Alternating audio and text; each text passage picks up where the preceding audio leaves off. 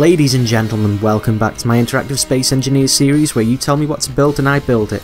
Big thanks to Kemalar for helping me film this fancy intro for this week's episode, seeing as it's a special for F-Zero.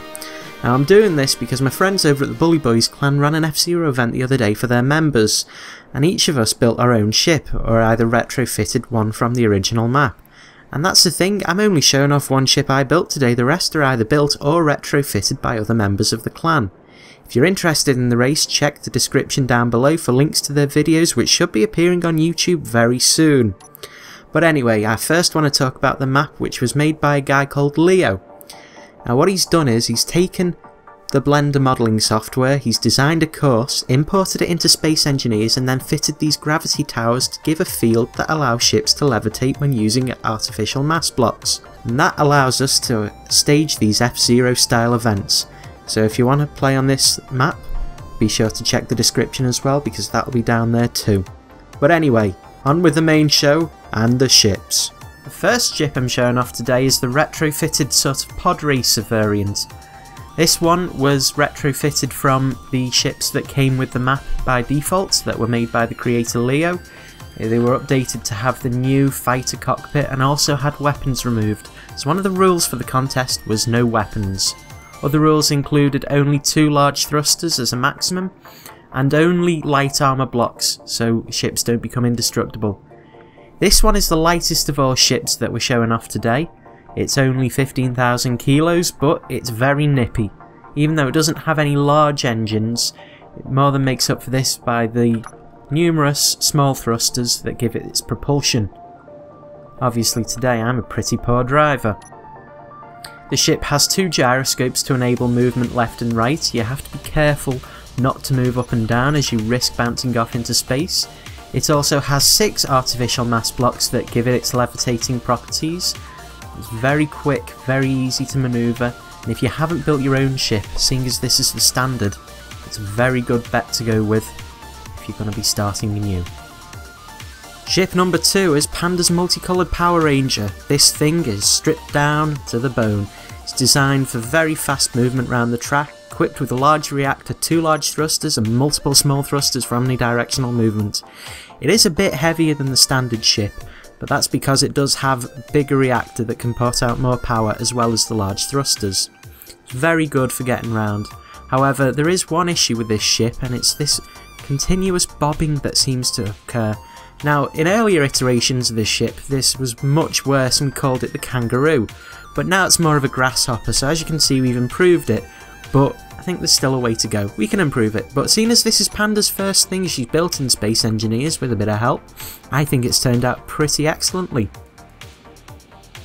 The third ship in today's lineup is Andros's big Cadillac Behemoth, equipped with pimped out speaker systems running down the side. He does like his music.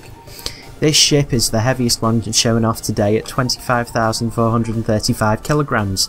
However, it uses this high weight to its advantage when swinging round corners, as it just drifts. It is also accompanied with several vector thrusters which permit it to do this, and it's a ship unlike any other. As you can see, we are just drifting round these corners with ease. It's also a very tough ship. As you can see, I'm about to take a knock to the side.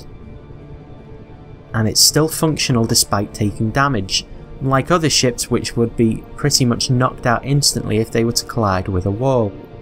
This is very good as well as the cockpit's further back and does not immediately eliminate the pilot upon a crash, as they do have a chance of recovering from a crash and bringing them back into the race.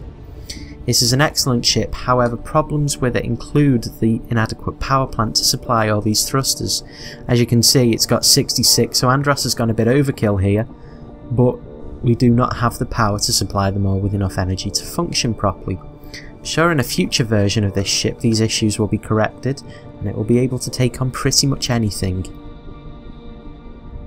Ship number 4 is Swallow's Demolition Derby Beast. This thing isn't designed to win by coming first, it's designed to crush its opponents and make them not want to compete, so you wouldn't want to come up against this in a race. That's why it's got this very jagged, pointy and sharp exterior. While this is an excellent looking ship, there are some major problems with it, such as only having 2 front facing thrusters limiting braking potential. That means you'll have to start slowing down a mile before a curve, else you risk totaling the ship, totaling yourself and being out the race. But I think racing isn't exactly your biggest priority if you've just totaled yourself.